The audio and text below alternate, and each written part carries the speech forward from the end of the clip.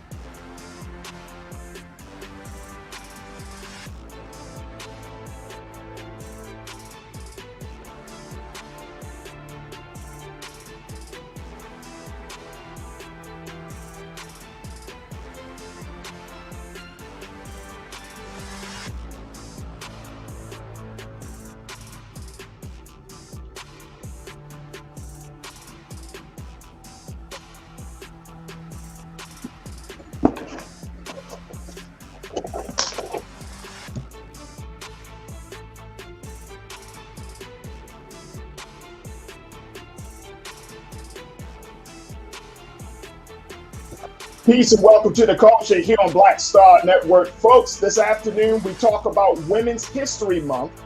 How should we go and acknowledge, recognize, and celebrate the great contributions of women? We'll have that conversation. Also, President Biden is scheduled to give his State of the Union address tonight.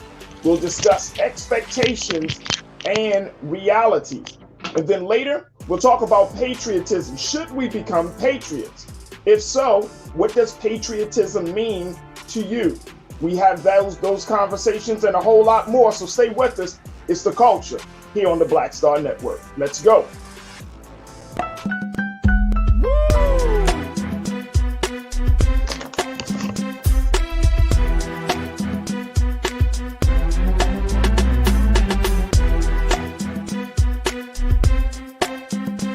Can you hear me?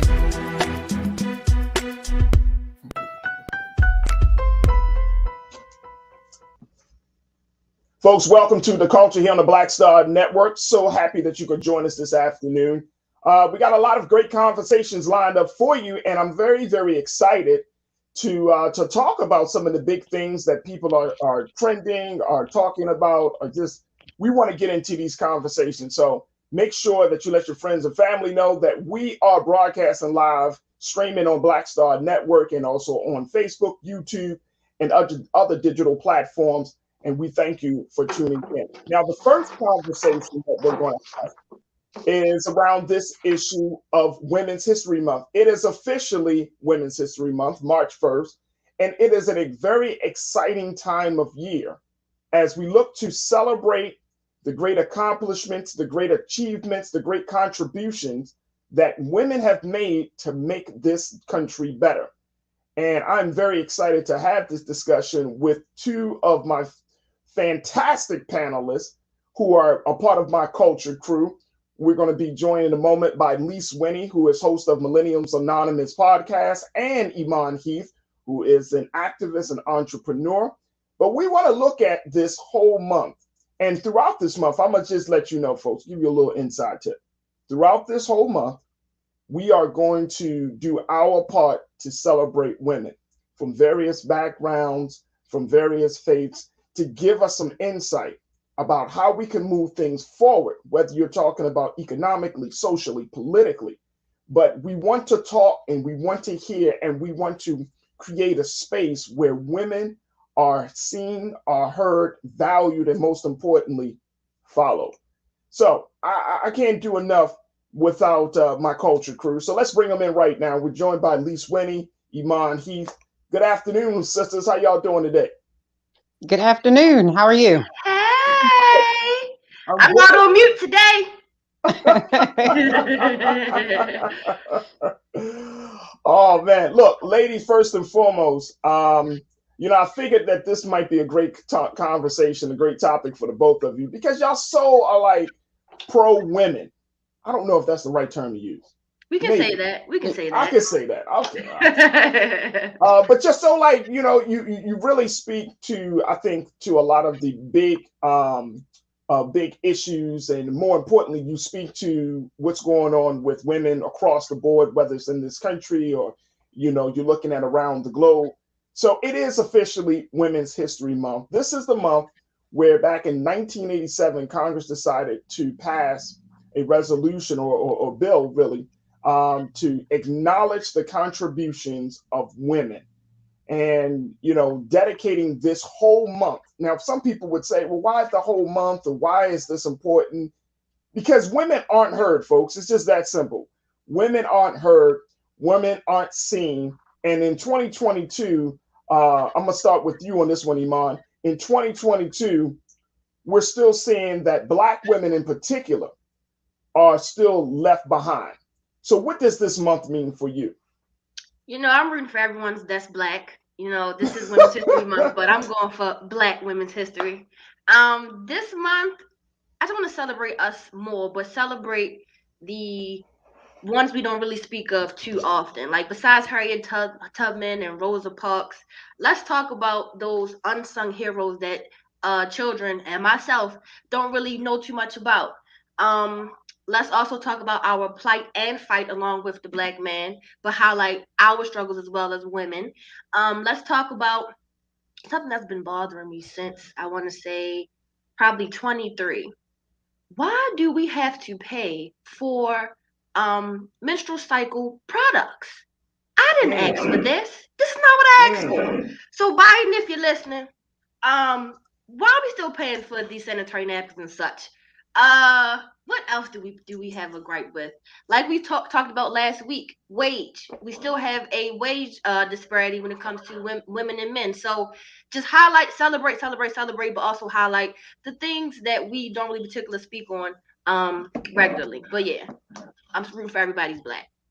Okay, you're rooting for everyone that's Black, and Yeah. there's some really good questions in that in that whole vision.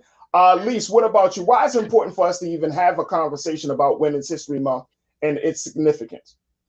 Well, I think it's always important to recognize groups or marginalized groups that are not always in the forefront, which is women. We're starting to see the first time in 2020 and 2021, women are just doing things. Like we are the first female vice president. We're having the first Black woman being nominated to the Supreme Court.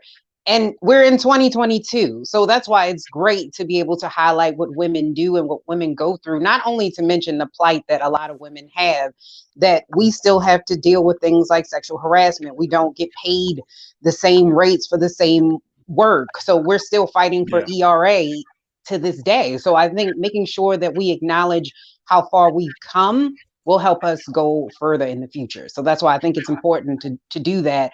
Even with Maps Media, we did like a mini documentary on Black women or women of color, rather, called The Weighted Crown, to really showcase all the things that Black women have to deal with and go through, in the history of why there's certain stereotypes that are still out today. So I think that it is good to highlight not only just Black women, but all women. Yeah, yeah, and I I just want think to take a yeah. take a moment to acknowledge Lise and this beautiful body of hair she has. I'm loving the curls and the big fro, sis. I'm loving it. I'm here for it. I love it. Thank I you. love it. Thank Yes. you. Had to acknowledge the fro. And you look amazing. I love your hair as well. You looking fierce. I see you. I see you. Y'all really doing it up for the first day of the month. So I see you. I see you. Most people look Thank you. broken down because is rent is due, mortgage is due. Listen, You we know what ain't I'm got to talk about that saying? today. We got But y'all 4 more looking real days. We good. got 4 more days.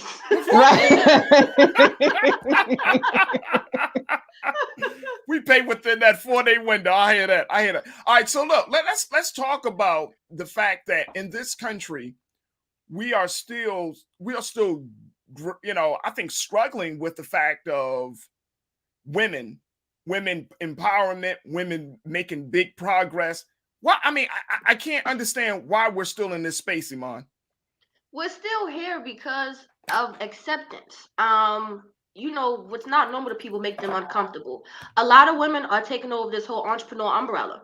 There are a lot of women who are now getting their CDLs to drive trucks, and that is a male-dominated field. And I've seen, especially on social media, more women on TikTok, especially, documenting their day-to-day life when it comes to being a part of the trucking life. We're not scared to go into those fields that are male dominated. We're going for more positions, even though we did say last week it's not looking as such, but we're going for more positions that will put us in that power and not be as timid or scared to face those masculine energies, and to understand we have to be in our own power. We have power too. Yeah. Being using our feminine energy and being in our softness helps too. It's a balance to it. It's definitely a balance, but people being uncomfortable is the problem, and not wanting to accept women in certain fields is the problem. Not wanting to accept women in certain fields, I think is a huge problem.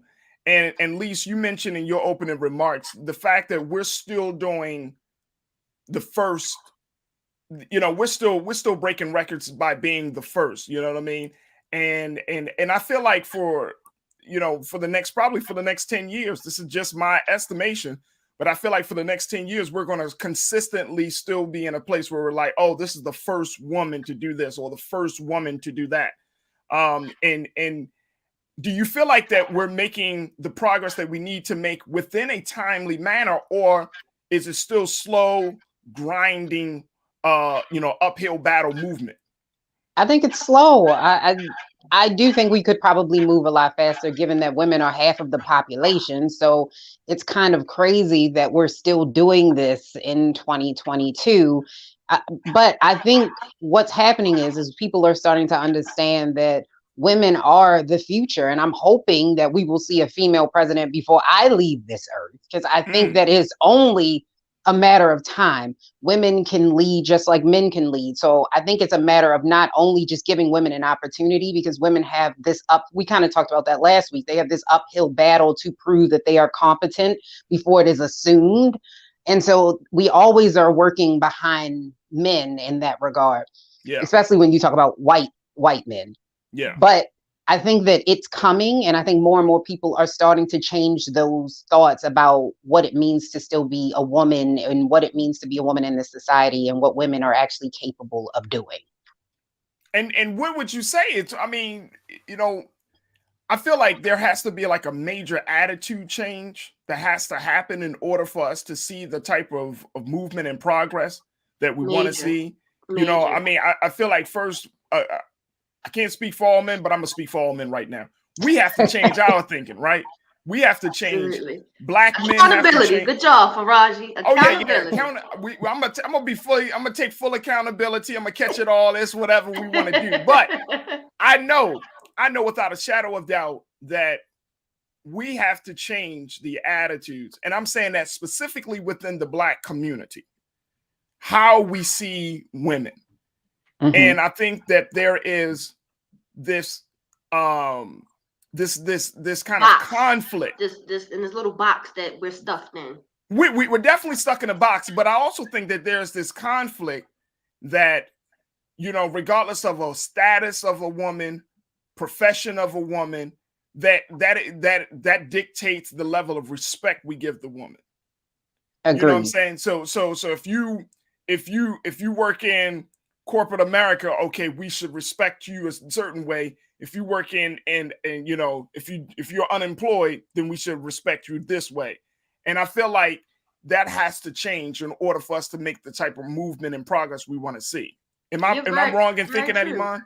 You're spot on with the Faraji. And I'll also say, as far as with fields and respecting women, I know a mobile female mechanic. Your honest mechanic. Check her out on Instagram. Awesome work. Does awesome work. She changed air filters, changed oil. When I say gets her hands dirty, can change a tire in 15 minutes. Okay. Wow. But it's just because she's a female is looked at. Does she really know what she's doing? Some of the issues she's come across is if customers trust her expertise. Just because she's a female, she may not know as much, or she may diagnose you with the wrong part. And it's like, no, respect my experience and what I've learned in my knowledge just as much you would a male. So it's definitely that image of a woman. And like I said, that box we've been stuffed into, we have to open that box. Or if you're going to put us in a box, add more stuff to the box or add more room inside the box, because we're growing and we're taking over, okay? Right. I can definitely, Lisa, what's your take on that? I agree. I agree with her 100%. We are stuck in a box. And I think that ultimately we got to get rid of I'm not knocking anybody, but we kind of got to go against the Kevin Samuels of the world, where people think that there's only one way that women should be, or the woman should be this way and that way. And then we do the whole thing with the alpha and the beta males. And in order for you, and it puts people in a box where in order for you to truly still be able to thrive, you have to fit in this mold. And we should not have that at all. So I think that with society, I agree with you 100%. And if I'm being 100, if I'm going to keep it 100, being a stay-at-home mom is one of the hardest, like when we talk about jobs that have, that we give value to, that is one of the hardest things. You throw in COVID, I think most of us almost threw our children out the window. Like it was one of those things. So to see a mom that's what she does all day, just give her a hug when you see her. Like we need to start respecting people. That job should get paid at least $1 million a year. Like it's a hard job. Listen, as someone on the outside who doesn't have children, even just babysitting my nephew and that little boy, I love him to death. He looks just like me. However, I could not imagine having to do work and chase a 3-year-old around all day long and still cook, still get your stuff together, still have to handle your business. And we also have our personal issues as well. I couldn't imagine. So I commend all stay-at-home or working from home moms. Y'all something special, because my patience, I don't have. Do you know how hard it is to just leave your house? Do you have kids to just leave? That's a feat in and of itself. Nobody has to leave the house. No one has shoes, even though they wore them yesterday. It's a feat. So we do need to respect. Hold on, Lise. It ain't about the shoes. You know what? The number one reason why families, mothers, and fathers, we're gonna talk about that, but the number one reason you late for any appointment, because you can't find no damn socks. That's true.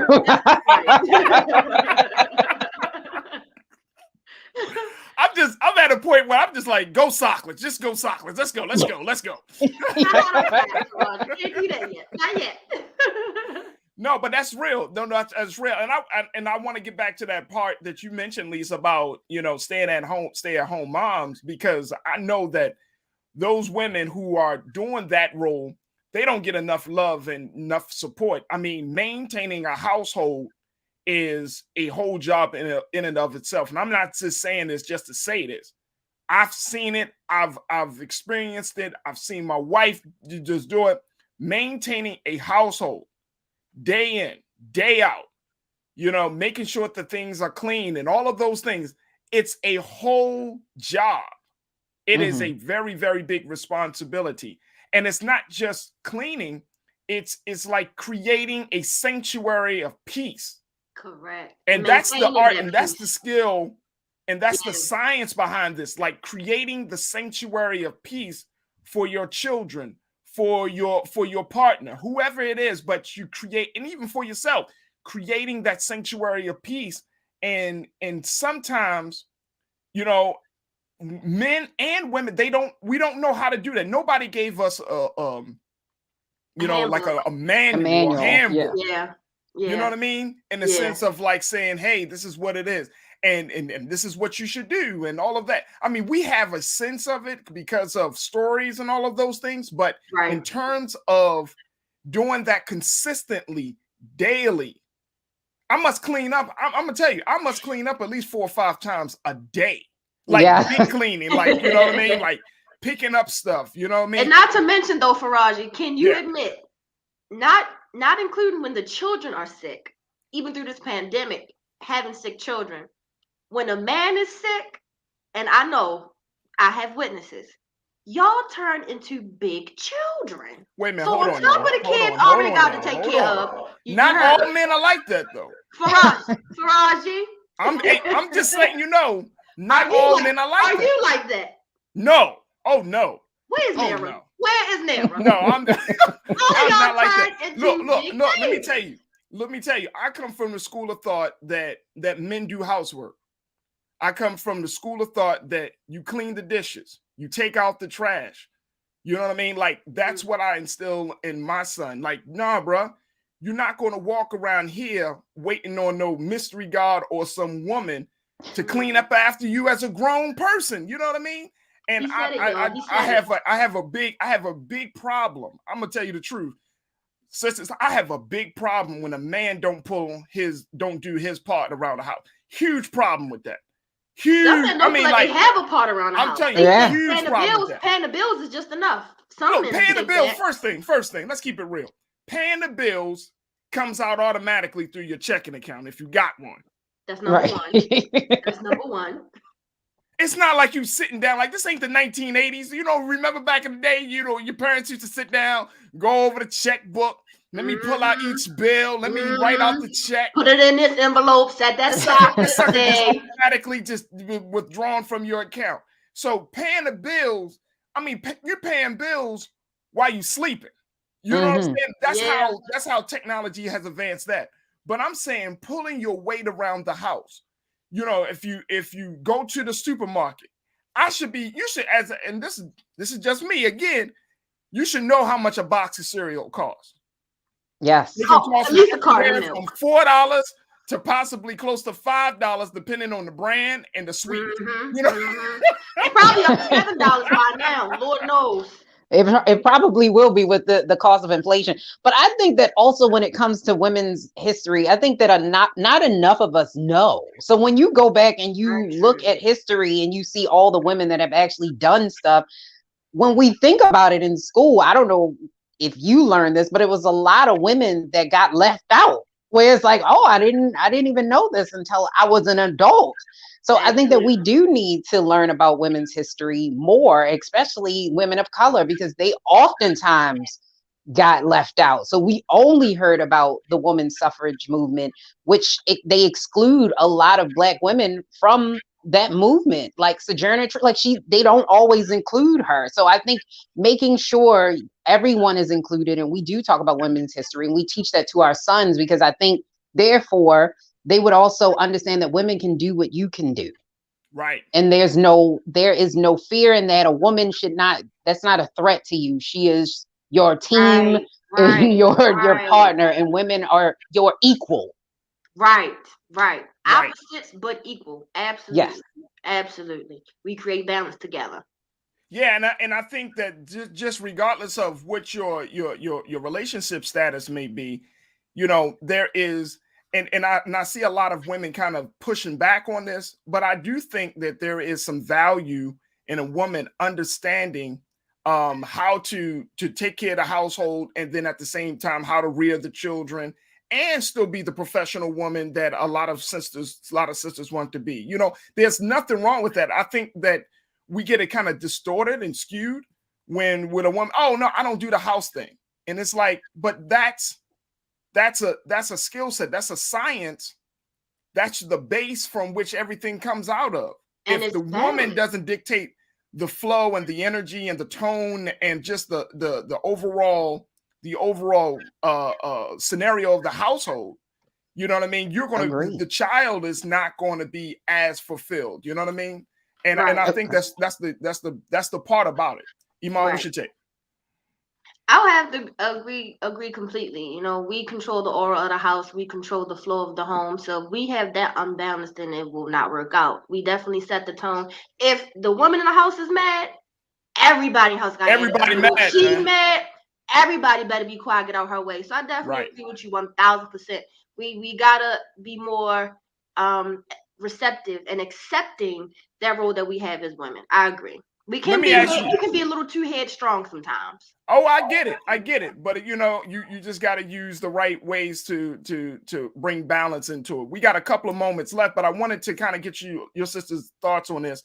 You know, when we're talking about teaching in cultivating the next generation of young women, of young women leaders, and just young women, what is the best way that we can really not just teach them about the power of themselves and the value of themselves, but also the history that that these little girls are a part of a long line, a great legacy of women?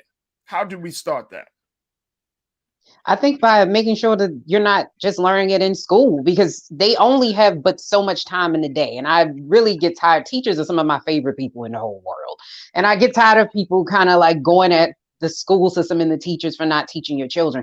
They should definitely, your children should be learning if they're going to school, but you have to take initiative to also teach your children if there are things that you feel like they are lacking in. So I think making sure that it isn't a part of the curriculum, making sure that we're teaching them outside of the school, and making sure that not only just with women history, that men and women both understand that women are equal. Like there's not one that's over top of the other, because really what changes is all with making sure we get equal pay and making sure that we are able to make choices about our body, whether it be abortion or what have you, is that men understand that we're not just vessels to birth children, because not all women want children, not all women want to get married, and nor should they, but understanding that we are equals. So teaching that in our society and getting rid of this hierarchy that we have. Absolutely. Absolutely. All right, sisters, we got to take a quick pause. When we come back, let's switch gears, because tonight we're expected to hear remarks from President Joe Biden as he gives his State of the Union address, his first State of the Union address. And it has been a very challenging year for the Biden-Harris administration. We're going to break it down. What can we expect, and what are some of the realities of that this country is going to have to face over the next year? So we'll have that conversation. Stay with us, folks. A lot is coming up in the second 30 of The Culture right here on Black Star Network. We'll be right back.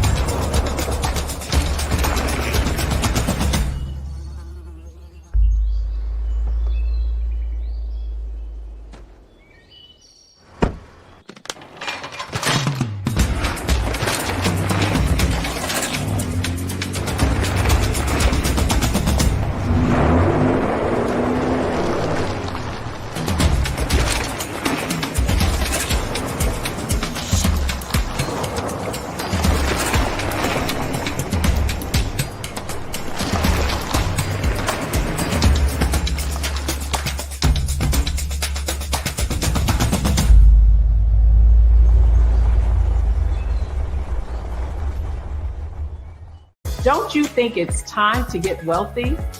I'm Deborah Owens, America's Wealth Coach, and my new show on the Black Star Network focuses on the things your financial advisor or bank isn't telling you. So watch Get Wealthy on the Black Star Network.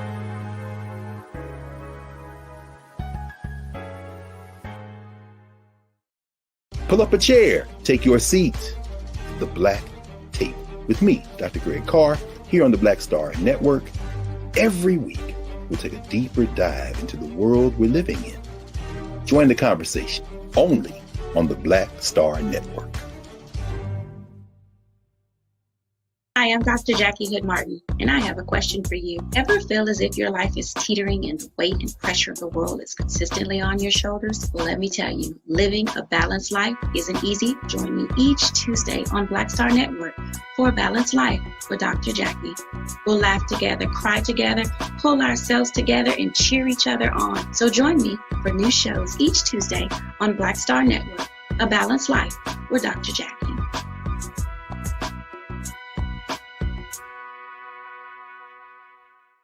Folks, Black Star Network is here.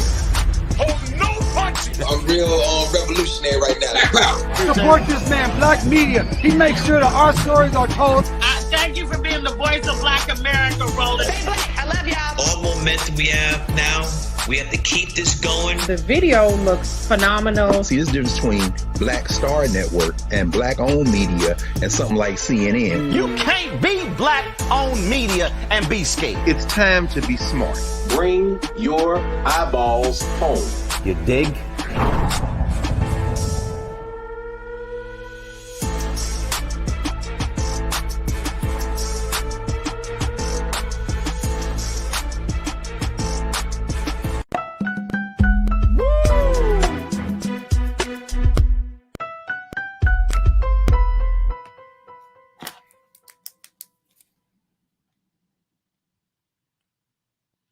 Folks, tonight, President Joe Biden will be addressing the country to give his first State of the Union address. And in this address, there were a number of domestic issues that the president was going to speak on a couple of months ago. However, given the new changes with the Russian-Ukraine war, things have changed. His remarks will certainly reflect the changes that are happening within the foreign policy for his administration. So what can we expect to hear from the president? Already there's talk, of course, that the long shadow of the Russian-Ukraine war will cast will cast a dark cloud over this administration, as the president has been working to really limit the economic power of Russia. But also along with that, COVID's new phase, there is a discussion about where are we going to be within this living with COVID-19. There have been a number of debates about the use of masks, whether it's indoor or outdoor, but the president is going to speak on that. Also, the inflation and the economy, how this Russian-Ukraine war will affect gas prices, how it will affect food prices, and everything else with COVID, with the supply chain hiccup, all of these things. This country is going to be saddled with dealing with an economic challenge that we probably haven't seen over this past few years. And of course, rebuilding Build Back Better, his social plan to not just build the infrastructure, we saw that plan, but also to do more for everything from education to healthcare. I mean, his plan is a large plan that has yet to really get off the ground because of the conflicting interests for both the Democrats and the Republicans in Congress. And of course, we can expect to hear his thoughts around the historic Supreme Court nominee of Judge Katani Brown and Judge Brown Jackson, And what we can expect from around that situation is his urging Congress to move further along in making sure that she gets confirmed and she gets on the seat as she replaces Associate Justice Stephen Breyer. Let's go back to our culture crew, Imani Heath and Lise Winnie, to get their take on the expectations and then the realities of what we can see coming out of this State of the Union address. Ladies, when we look at all of those things that I just laid out, Russia, COVID, inflation, Build Back Better, the Supreme Court nominee, is there something that you feel like that the president needs to speak on that may be missing from this list? Yes. And what's that for you, Lise? I think that he needs to really address I know he's going to talk about this, but not just talking about inflation, but really sympathizing and empathizing with the American public. I don't know if he's going to do that, but I think that that is a big part of it. I think that Bill Clinton may have mentioned that in a State of the Union speech before, and I think that that's something that he should do to try to connect with Americans, because right now, ultimately, there's a lot of people who they do not like what's going on. And you're saying that what do you expect the president to say about, these kind of like bread and butter issues? Do you expect him to say, look, we're going to do such and such and so and so, or, we're going to go into the system and I'm going to ask the Federal Reserve to, to keep the interest rate low? Or do you expect him to say something like, folks, we're in a challenging time, therefore, we need to make sure that we move forward and making sure that we stay, united during this effort? What can be said on that issue?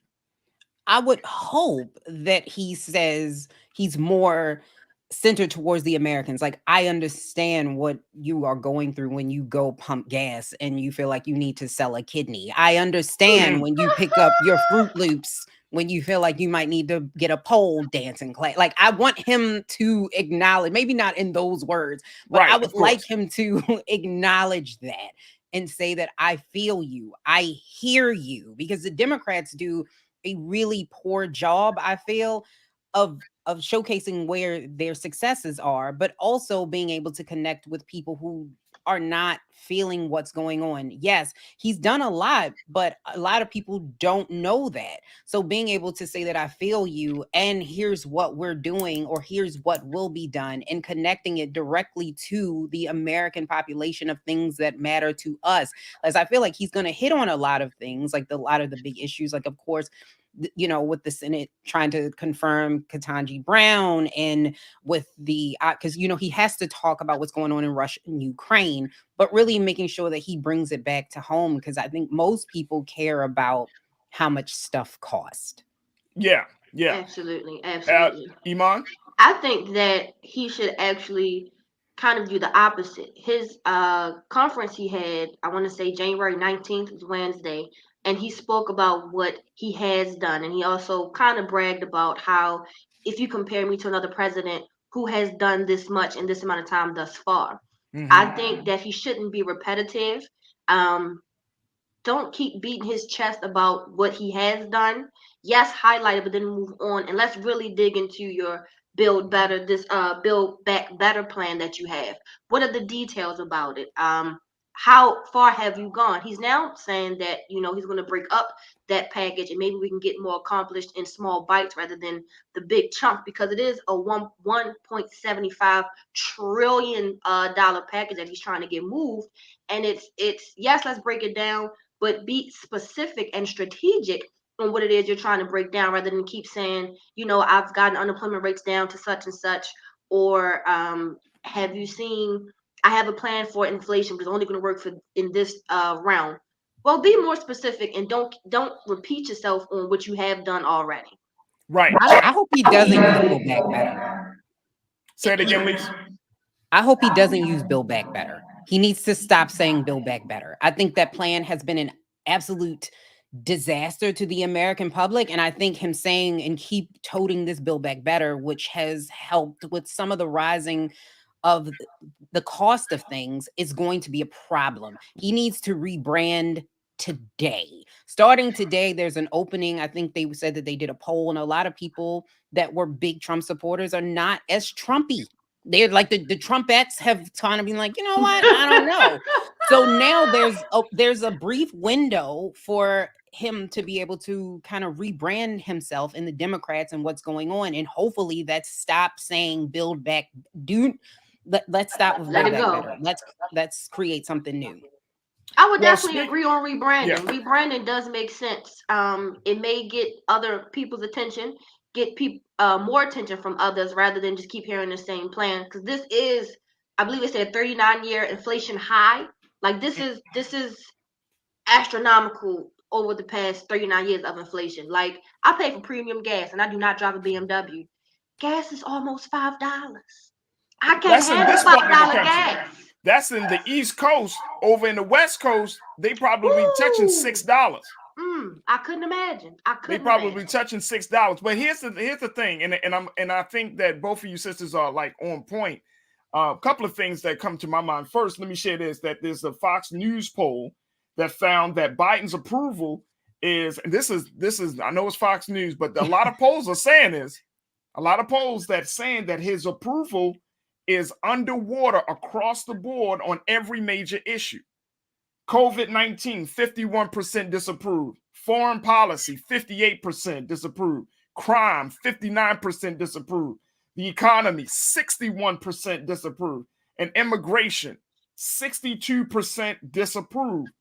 When it comes to Ukraine, 56% say Biden has not been tough enough on Russia. And 54% say they are not confident in his judgment in a crisis. There was another poll that was done, a Politico Morning Consult poll. found that 50% say Biden is responsible for Russia's invasion. Let me ask you this, Faraji. How much tougher or harder can Biden be when it comes to Russia? What more can he do or be done so far, before things really start to hit the fan? What else can he do?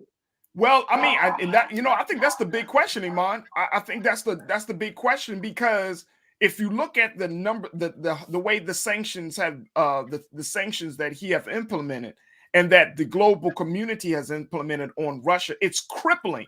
The ruble is losing its value every day, especially since this war has started.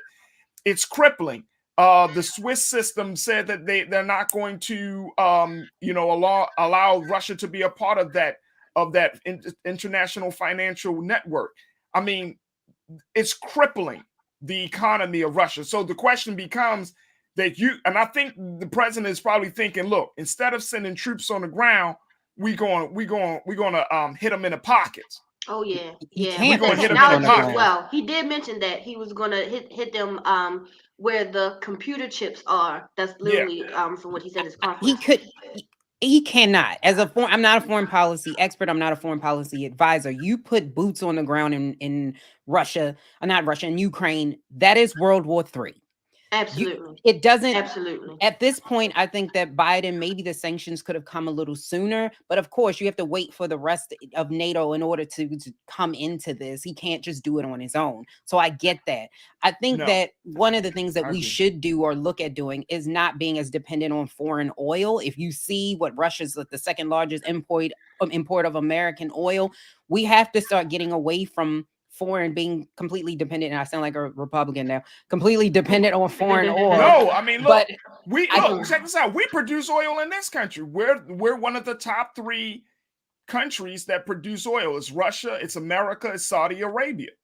So we're producing oil. Now, we don't get our oil from that in terms of, we don't produce we produce a lot of oil, but we also have a partnership within the Saudi Arabia. So a lot of our oil is coming from the Middle East. But when you're talking about boots on the ground, and I agree with you, Lise, that is raising the level of alertness and concern. Absolutely, absolutely. That's what I'm saying. Boots on the ground builds that fear. You don't have the president, and I think he knows this.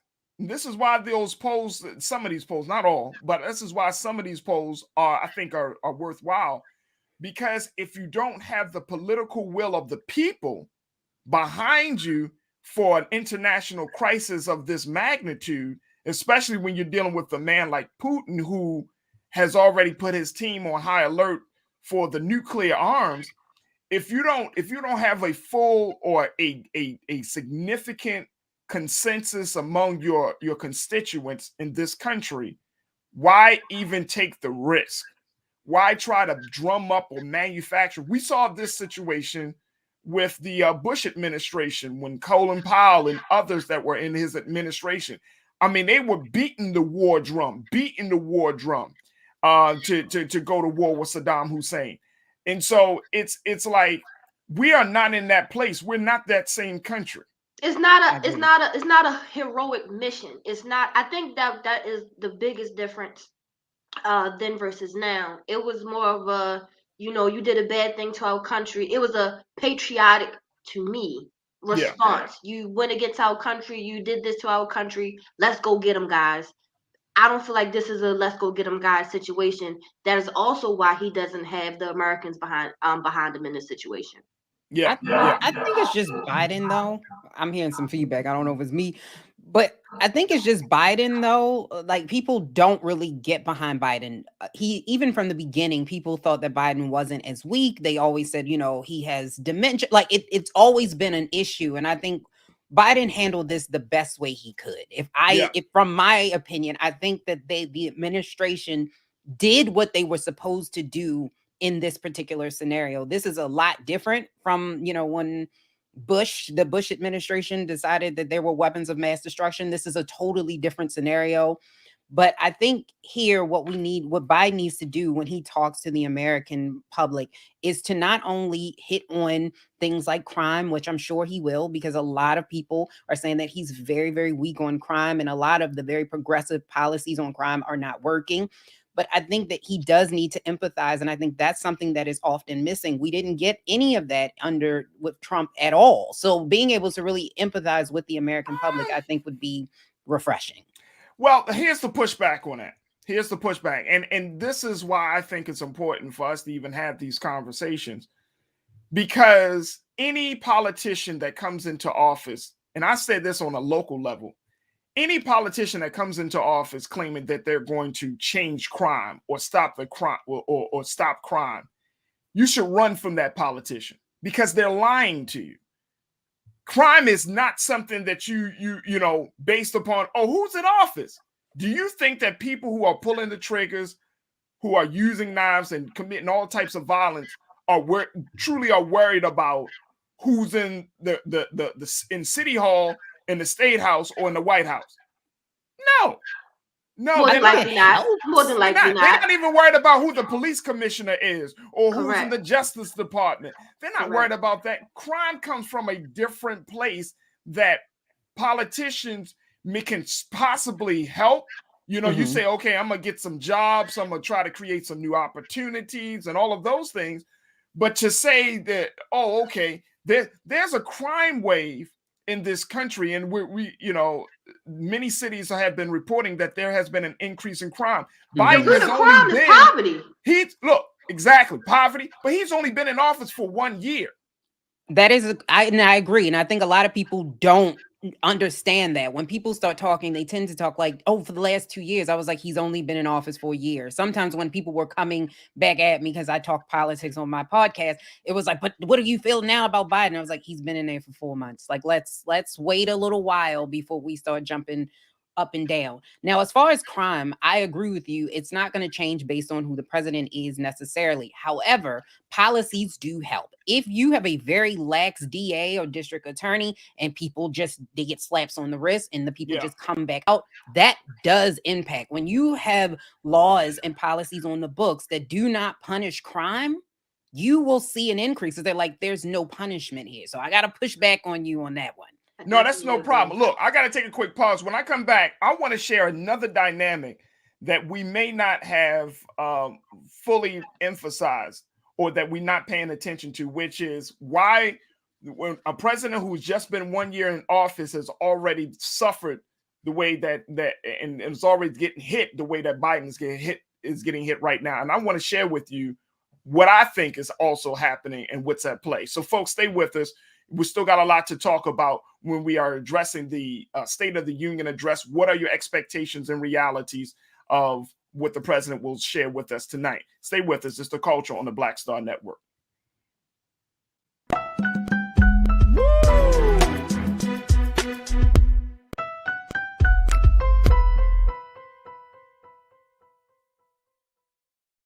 Pull up a chair, take your seat.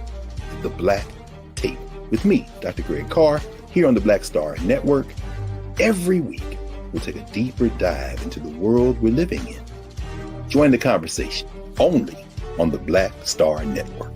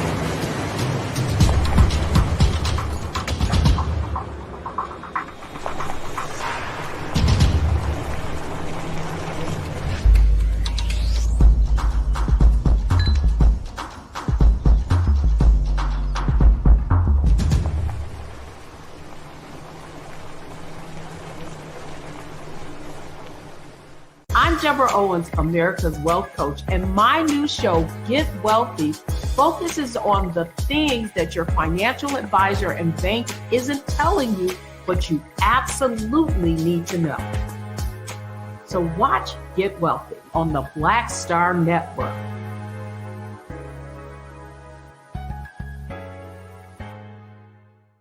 Folks, Black Star Network is here.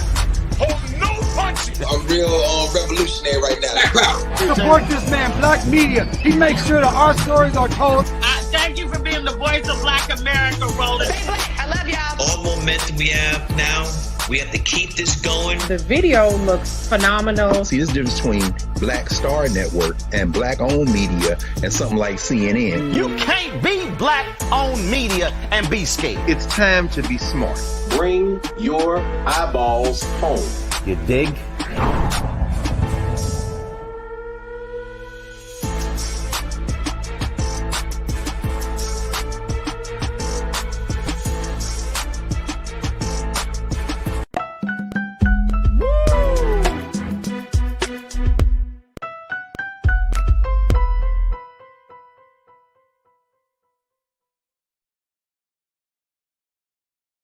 All right, folks, welcome back. We have been talking about expectations and realities for the State of the Union address that President Joe Biden is expected to give tonight. There are a host of issues that are on the agenda for the president to speak on, and we've been talking with our culture crew to get their take on these agendas. The expectations of talking about the Russian invasion of Ukraine, COVID, inflation in the economy, rebuilding, Build Back Better, and of course, his historic Supreme Court nominee with Judge Ketanji Brown Jackson.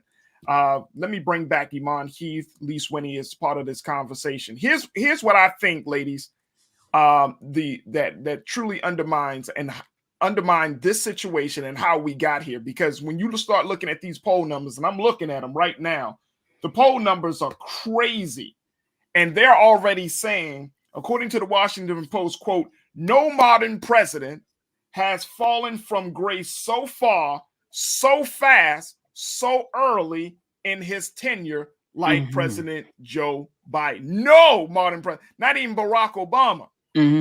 So here's what I'm looking at taken from that. He came into office, and this is not being an apologist, I'm just looking at all the dynamics at play here. He came into office already behind the 8 ball because Trump put out the big lie saying that the election was illegitimate. And it created for Trump to keep pumping, even though it was a lie. But what it did was it caused doubt and suspicion. You plant the seed of doubt and suspicion in people's mind, the belief in the quote unquote American experiment, the belief in quote unquote democracy. You plant the seed of doubt and suspicion, and guess what? You undermine everything. So I see that happening. I see that is why Biden is in the position that he's in, because him and the Harris, you remember when they came in, it was like, oh man, that's the former vice president under Barack Obama. Oh snap, she's the first black vice president. Boy, this is going to be a progressive, they ain't going to have no nonsense type of administration. But they came under the shadow of the big lie. I feel like it was kind of already raining on their parade. Even when the election process even started, we were already in going into year 2 of the pandemic. COVID, yeah. So he already had one hell of a disadvantage trying to help Americans not panic. That's number one. Trying to keep Americans under wraps when it comes to this pandemic that was life-threatening to many. He also had to handle the economy with everyone loving Trump because of stimulus packages. Now they have their hand out with Biden. He had a lot of people expected a lot from him. Yeah. But comparing it to Trump's administration, we got to stop the comparing. Even though I'm not really into politics, it still shouldn't be a comparison to what Trump could do or did do versus Biden, because again, he's facing and came in facing a pandemic that we haven't been a part of. I want to say, I don't recall a pandemic since I've been born. Like No, not definitely. right. So he was at a disadvantage. Yeah, Give the man 5 minutes. He definitely came under a disadvantage. But I think that to that point, Lise, that he knows that he's behind an 8 ball, and in order for, and this is the thing, Lise, people want change, but when change happens, people are not able to handle the change. We scream change, but change creates discomfort. Change creates disruption, right? Change forces us to get out of our comfort zone and get into a space where we're in the unknown, where we has a deep sense of uncertainty. I think that if we truly understood the rhythms of leadership, that you wouldn't be calling for these massive, drastic changes without the American people asking the question, can we handle the change? I agree. I think that you are 100% right when it comes to Joe Biden and what all the things that, just kind of going back to what Iman said, all the things that he came into. Yes, there was the pandemic there. Yes, which a lot of people forget that he came in during the pandemic. Not only that, we had just had the insurrection, which just was happening as what he got confirmed later on in that year. It's a lot. It was like 2 weeks before. Right. And so he's coming in on the tail end of that. And so it's a big shift from a society that had a president that downplayed everything and a president who only catered to a certain part of society. So people were looking for a savior. And that's the problem when people use politics as a savior. It is not a savior. It is the steps in order to create change to get what you want. And then you have to constantly still make sure that you are active in this in the process, not just set it and forget it. Yeah. So I'm hoping that people will understand. And I think that Joe Biden has a choice or a chance to actually turn this around with this State of the Union speech. We've seen other presidents do that in the past. He did come in on the tail end of bad things happening to him. So this is a make or break moment for Joe Biden. I feel like this is it. This is a real make or break moment. One of the, and as we go to our next break, one of the big things that I don't see on the expectations list for the State of the Union address is nothing relating to voting rights. Nothing. That is true. And I know that some of our watchers on YouTube are saying reparations, like some of those racial justice issues that this first year were that we did not see any progress happening for this first year. So I think that is one of the key points. Voting rights, if nothing else, should be a part of this conversation, should be a part of it. I mean, even if it's just a couple of lines saying, it's unfortunate that we do have this foreign policy situation. We got these domestic issues, but this is a voting rights. This is a voting year for America. And we still have voter suppression and other voting tactics to keep people from going to the ballot box. I hope maybe the expectations are going to be wrong in this respect, but I really hope he speaks to voting rights, because that's what we need right now. If you're talking about all of this other stuff, the one fundamental thing that you need to ensure is that people are going to feel like they have a say in this quote unquote American experiment, in this, liberal democracy that we're a part of. So that's something that I hope that we could hear the president on. I think he will. I believe he will. We will see. We will see, Lise. Folks, we got to take a quick pause. When we come right back, let's switch gears a little bit. I want to talk about patriotism. Should we become patriots? If so, what does patriotism mean to you? I know it's a little different conversation, but I think in light of all that we've been discussing, where is your heart with this country? Where do you stand?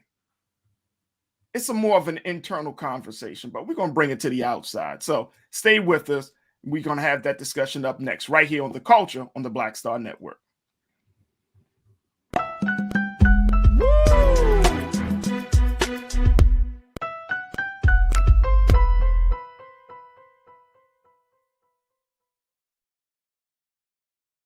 Don't you think it's time to get wealthy?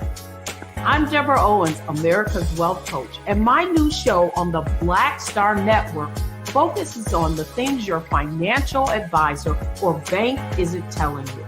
So watch Get Wealthy on the Black Star Network.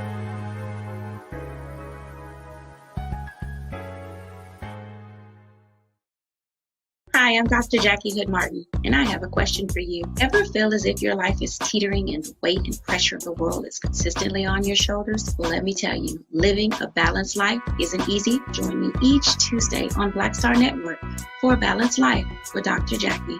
We'll laugh together, cry together, pull ourselves together, and cheer each other on. So join me for new shows each Tuesday on Black Star Network, A Balanced Life with Dr. Jackie.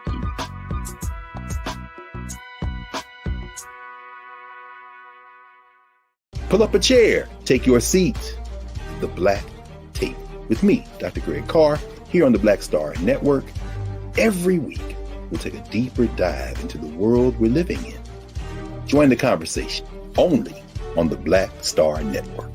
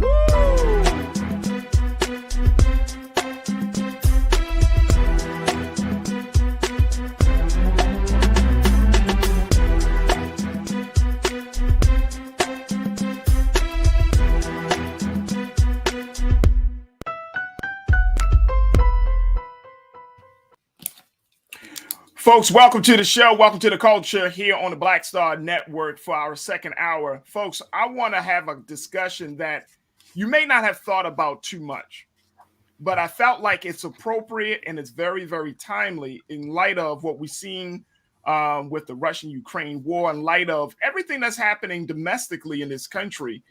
The fact that we are all being challenged right now, whether you're Black, white, Asian, Latino, we're all being challenged right now to do one thing, which is to believe. Do you believe in America as it stands on this day, March the 1st, 2022? Should we become patriots? And let's take it a step further, folks.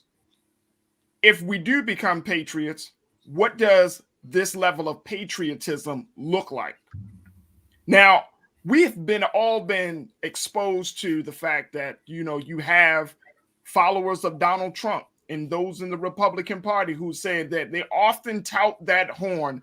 Oh, patriotism, I'm a patriot. I am a pure patriot of this country.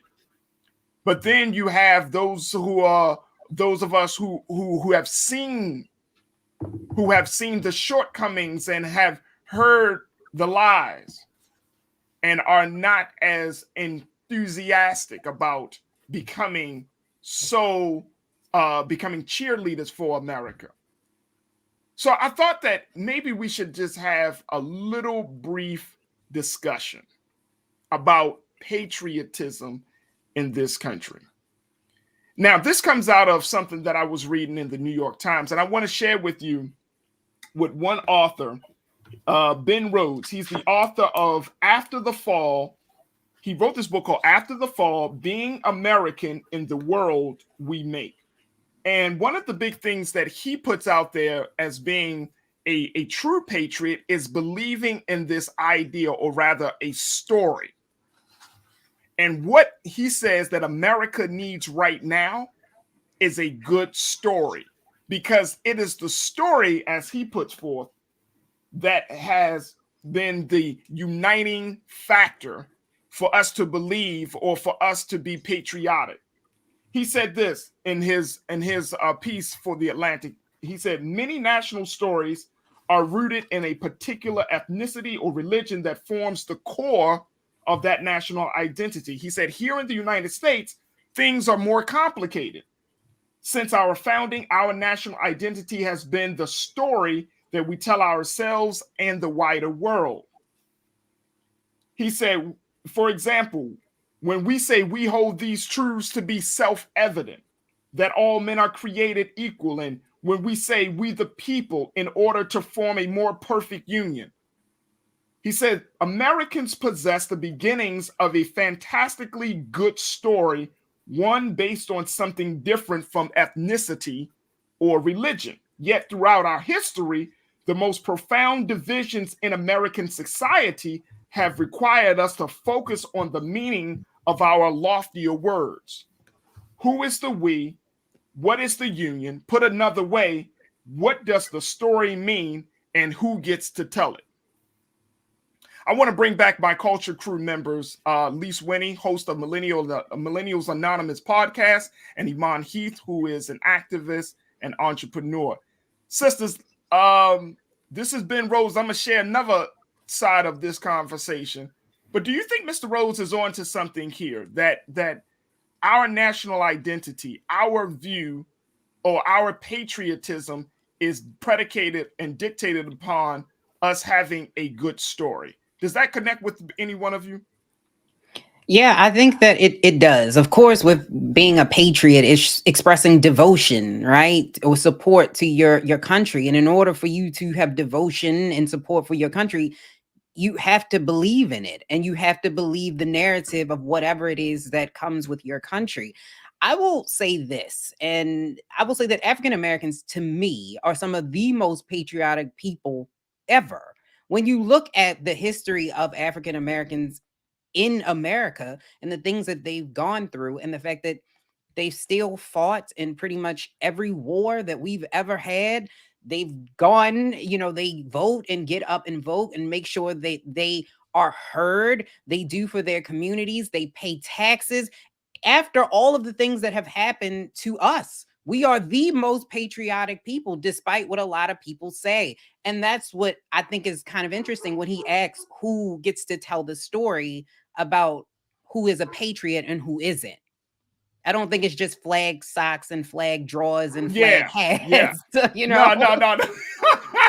I mean, I don't think it's that either, Lise. I think there is something inherently deeper, because when you are a patriot, to be a patriot does not mean that you completely neglect the truth of what you are attached to, Iman. I think being a patriot is a part of you can take the good and the bad, but then you still have hope and faith that the good will prevail over the bad. Like you said, the author mentioned, we need a good story. I will definitely speak for those who do not feel as though they are a part of the good story. When people say, our country, I don't feel like this is my country. I just feel like I live here. A good story.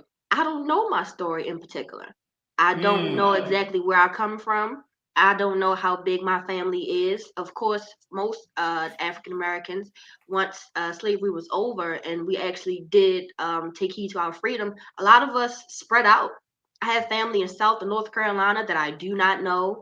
I don't know what our heritage is. I'm not sure if I came from a tribe in Africa, that I come from Barbados. Like, I don't know where I started. So to be patriotic, I would say is not hard, but it's just, I'm not enthusiastic about the United States of America.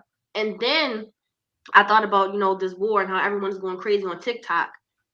To ask me personally to fight for a country that doesn't fight for me as an African American, I don't feel included. So it's hard to be patriotic.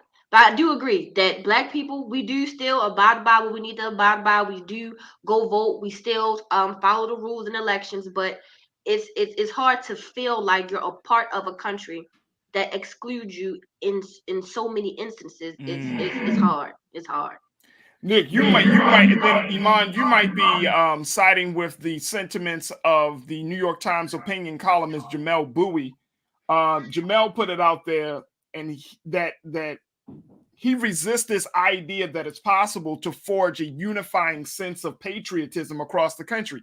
His point is that America is simply too large, too diverse to unite on a baseline of one meaning. He argues that patriotism rests at the individual level. He says, quote, I think all you have to do is identify what are the things that are valuable to you, what are the things that are important to you, and you pursue them. I agree with that 100%. That what he's saying, because I feel a little different. No, I'll be damned if you tell me I am not an American. I'm American. This is my country. My people made sure that this was a country. Without the backs of my ancestors, this country does not stand. This is my country. You would never hear me say that I'm not connected to it, because it's mine. It might not be yours. It might not be the next person's. Like if your person came here, I don't know. But for mine, it's for me. And so I feel like with being an individual, I think you have to find what's that connection for you to identify with where you are come from. I don't know anything else but America. And it has its issues. But I think that if we look at the world as a whole, we're seeing that now. I don't think there's anywhere that doesn't have a very complex history when it comes to things like race. Yeah. It's a very interesting thing when you look at the world. So when you think about patriotism, to me, when I look at what my ancestors went through, that's what connects me, because I was like, they have not died and worked in vain. I am American. Connection, that's the biggest keyword there, at least connection. What do you feel connected to, or how can you feel connected? And I definitely agree with you when you say, you know, the sweat and tears and blood of our people is what built these roads, streets, bridges, the America that you see now. Absolutely wholeheartedly agree. I would say the missing piece is our history. Yes, we came from Africa and we were slaves, but how about before that? Where now, don't get me wrong, I do believe some of us African Americans, we are Native Americans. But that's ethnicity though. That's not nationality. Right. You're true. I mean, that's right. But I feel as though we have to know our story. What are we connected to? I do not feel connected to this country. It even how we're treated. Something as simple as how we are being slaughtered by police officers and they get paid vacations. I can't feel connected or feel like I have to feel like you have my back in some kind of way. I'll go fight for you. Will you fight for me? It's not an even playing field. But connection, that's the biggest thing. Connection. What do we feel connected to? All right, I know both of you sisters are going to be surprised by my answer on this, but I do feel connected to this country. And here's why. Here's why I feel connected to this country. Because I know that my ancestors were brought here. To your point, Iman, my ancestors were certainly brought here. They bled, they suffered, they died on this soil. So I feel connected, and I also feel obligated to make sure that the plight of Black people in this country in particular, and then the plight of all people, get to a place of justice. Like I think that I think the greatest patriots of this country are those who speak out against injustice, who speak truth to power. I think those are the greatest patriots of this country. Like if you have the balls, the testicular fortitude to tell the United States of America, the greatest nation that has ever been created in the history of the world, right? You tell this country – that they are wrong in anything, that has to come from not just a place of wanting to be controversial or contradictory. That comes from a deep sense of wanting to see the country better. It's like being a part of a relationship, right?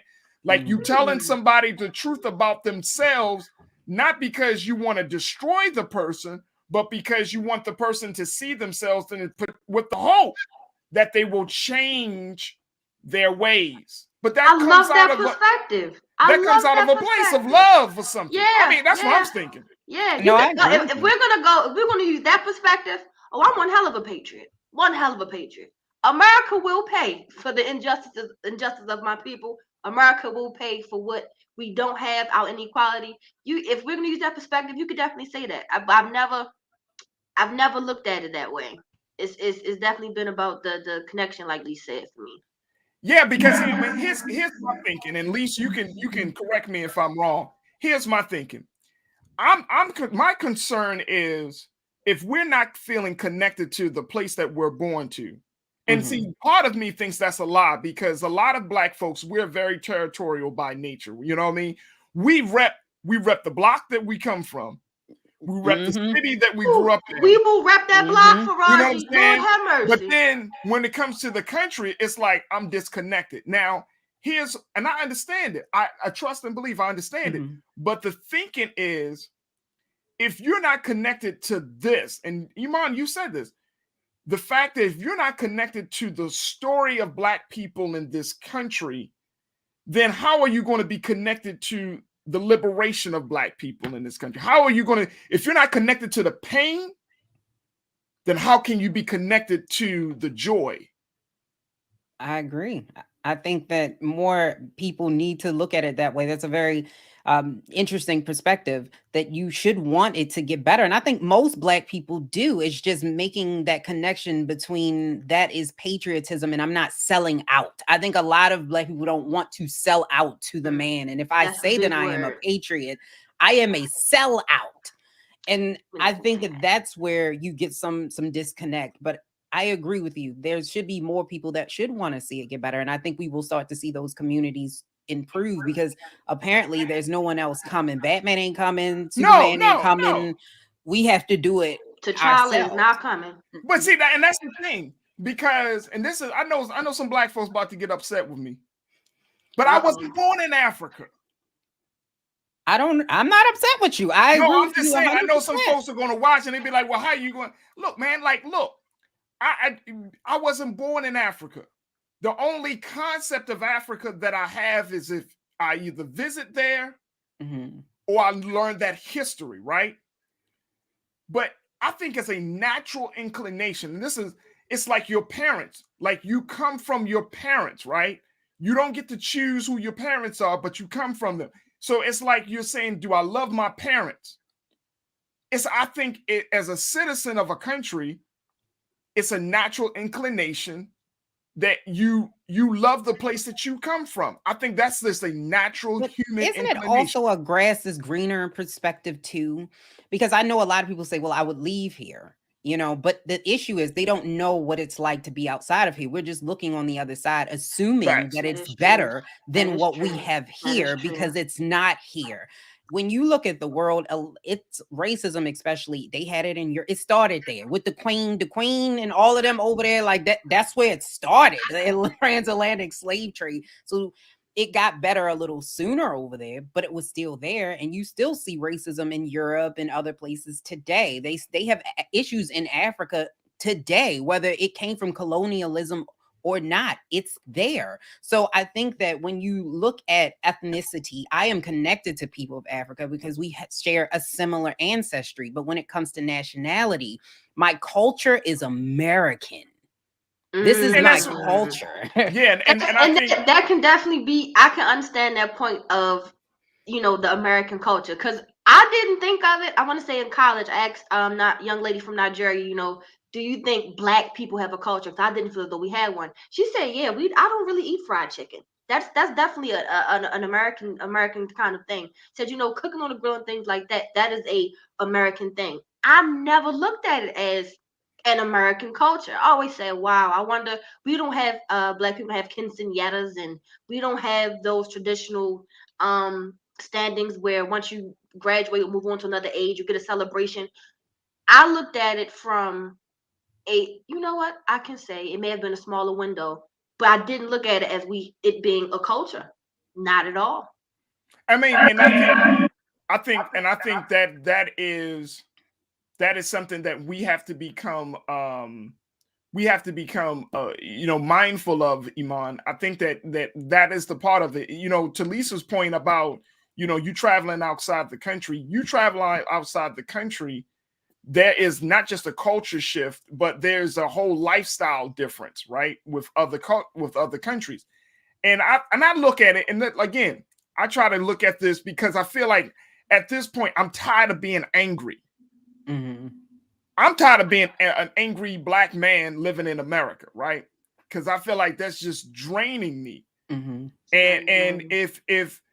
And as much as Black people say, "Oh my gosh, this is the worst country," you're not leaving. Let's keep it real. Where are we going? Leaving in droves. We're not leaving. Where will we go, Faraji? Where will we go? Africa, I guess. Places. No, we can go some places. We can go to Africa. We can go to Europe. We can go. And I'm only bringing that point up is simply because if you don't like what you see, instead of running from it, make it better. I mean, just make it better. And see, people don't want to do the hard work because why? We assume that just because we're a part of a system that it's going to get better on its own, or the leaders of that system is going to, have our best interests at heart. Or they give up. Or they just give up, right? Very true. Very true. If you don't like what you see in this country, if your roots if your legacy is rooted in this country, right? What's wrong with trying to force the country to be better? I agree. That relationship comparison you guys used was awesome. If you don't want to work at something, what people do, either you go to therapy or you guys will get a divorce. And that y'all make a great But let me tell you, let's add to this point, to what Lee said. You go to another country, they're gonna have a different set of problems, just like you go to another person, right? You don't want to deal with the problems of this current person. You like, fine. You think the grass is greener on the other side. You start to get to know that joke over there. You like, oh snap. Red flag with that real over there in America. I think I'm gonna go back over here real quick because I can't deal with your BS. I can deal, what's that song? You know what I'm saying? Like, I can deal with your BS. I'd rather be with you and your BS. I'd rather be with you and yours rather than be with them. Jackie said it best. I mean, that's where I feel like, we know this country. Right. We know the white supremacist system of this country, right? And I think this is just me as a media professional. I think one of the greatest rights that this country has afforded its citizens, I don't care what nobody say, is the freedom of speech. I think that is one of the most powerful, divinely inspired rights or freedoms that you can give to any citizen. Even God himself, the creator, will allow you to say what you want to say or to express yourself, right? Mm-hmm. Versus just shutting you down. You literally can't go into some countries and talk bad about the government without the government knocking on your door. In this country, you can speak. There's going to be some consequence. There's going to be some consequences. Well, you can't really. But the level is, you really look at all the people. Like, let's just take this for example. Donald Trump sided with a national enemy when he said Putin was a smart and he was a genius. And he said that like 2 Check days this ago? out. He just only said this a couple of days ago, right? Check this out. Did he get arrested? No.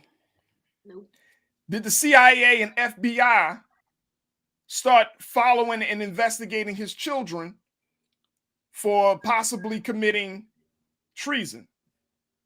No. Well, they are being investigated though, which is they're being investigated, rightfully so. Not under that. Not for that. Right. But everything else. My point is that freedom, that right to speak. That's not something that you can do in a lot of countries in the civilized world in 2022. Agreed. And can we also say that people, and I know a lot of people saying that we can go to Africa. A lot of let me speak for the Africans for a minute. A lot of them don't want us over there speaking loud on the phone, patting our weaves with cheese curd. They like, that ain't our culture. We want y'all to stay over there. They like, come on now. They're like Trevor Noah said, they're not sitting there waiting. Oh, come on back home. They're not sitting there waiting for us. So, not all of them. Not all of them. Well, most of them aren't. Because unfortunately, it seems like there's a little bit of a disconnect in between African cultures or Africans and African Americans. There's a big gap there, which is quite unfortunate when you think about it, since we all kind of come from the same ancestry. But yes, I think that, again, going back to what I was saying, that patriotism is individual. And I think that if you feel like a patriot in this country because you are connected with wanting, like Faraja said, making it better, or that your people and the pain, and I don't want any of that to go to be vain, I think you can be a patriot. I think so. Let me just share with you what some of our watchers are saying. Tynese Johnson said patriotism in this country is synonymous with racism. That's why when you attack racism, patriots get pissed.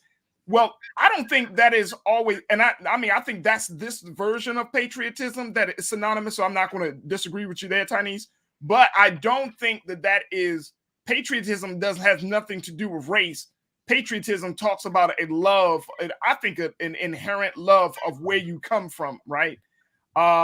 So what we're seeing from like Trumpers, that is false patriotism, because if it really came down to it, would you send your sons and children for a war that is based on a lie? Probably not. If you knew that your leaders were lying to you, and this is that, I think, Leash, you said it in the last segment, that a lot of Trumpers are kind of like jumping the boat. Would you send your most precious children to fight for a lie? I would have to agree with that comment, though, that racism, it can be connected to patriotism, because it went on for so long. It was celebrated. Picnic, pick a nigga. It was a celebration to hang black people at one point. It was against the law to basically be black at some point with Jim Crow laws. It was against the law to be a free human. So I could definitely agree that racism and being patriotic, how it can be viewed as going hand to hand, because at one point, that was the hurrah, hooray moment to downgrade, degrade, and treat us as bad as you can. It was celebrated. Spit on that nigga. Don't help that nigga. It was a time when that was the spotlight, the shining moment to be a American. So I can agree with her comment. Yeah. But I think it's individual, though. That's their perception of patriotism. When you take it back to individual, it doesn't mean that's what it means to be a patriot. Right. I think there is I think that patriotism encompasses both an individual identification and a collective identification, right? Like individually, I would say, well, like Jamel's point, saying that, what is important to you. But I think that as Black people, we can't cut ourselves off from who we are, our legacy, where we come from. We can't cut ourselves off. And I think that because we have gone through the horrors of the transatlantic slave trade, we were enslaved, right? Like part of our identity has been cut off. Mm-hmm. So we're in a state of conflict, right? Like, for example, Jago DeRogue said, quote, "We are all connected to Africa more than America. Some Africans did come here before Columbus." Okay. I don't know if we're all more connected to Africa because we're not in our right mental state. We don't know Africa like we know America because we didn't grow up in Africa. Right. We weren't, we grew up under this system of things. Especially when it comes to African, because I think people are conflating ethnicity and nationality, and they are not the same. African culture, that's a whole culture. Their customs, unfortunately, because we were here so long, are not our customs anymore. Yeah, no, and that's that again. If we want to change, and I think both of you said this about the culture, like it encompasses our custom. Like going back to the point that you made, Iman, You know, when it comes to certain days of the year, 4th of July, Memorial Day, our culture is we're going to have a cookout. Absolutely. You know what I mean? But that's a culture, that's a custom that we have started, right?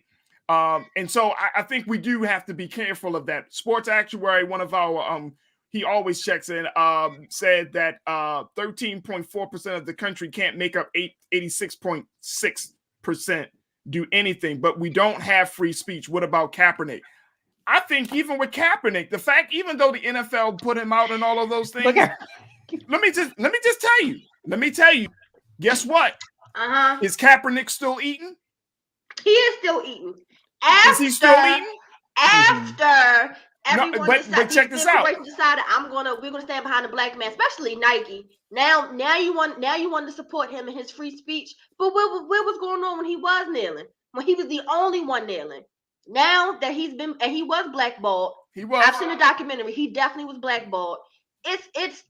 He received his punishment. There was punishment for his. I didn't say that. I know that. We know anytime a black person or any person in general speaks that level of truth to power or demonstrates, there's going to be some consequences. But what I'm saying though is that Kaepernick can still exist. We know about Kaepernick. He has Know Your Rights. We're going to talk a little bit about some of his latest efforts and initiatives. My point is, he may have been blackballed from the NFL, but he wasn't completely blackballed from America. Correct. Yes. So you know what I mean? That freedom of speech is there's still a level of protection around him.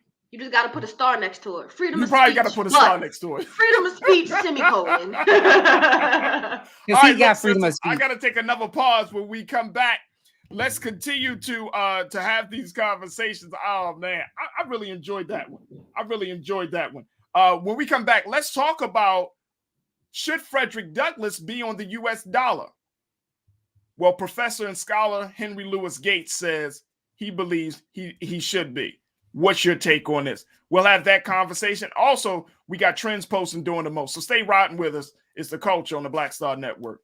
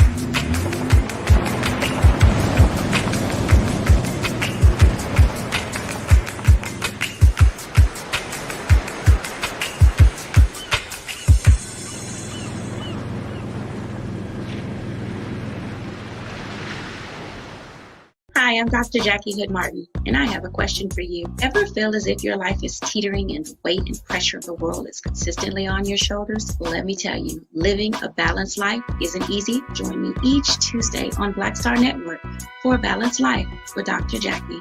We'll laugh together, cry together, pull ourselves together, and cheer each other on. So join me for new shows each Tuesday on Black Star Network, A Balanced Life with Dr. Jackie.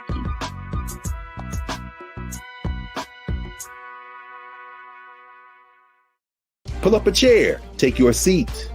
The Black Tape with me, Dr. Greg Carr, here on the Black Star Network. Every week, we'll take a deeper dive into the world we're living in. Join the conversation only on the Black Star Network.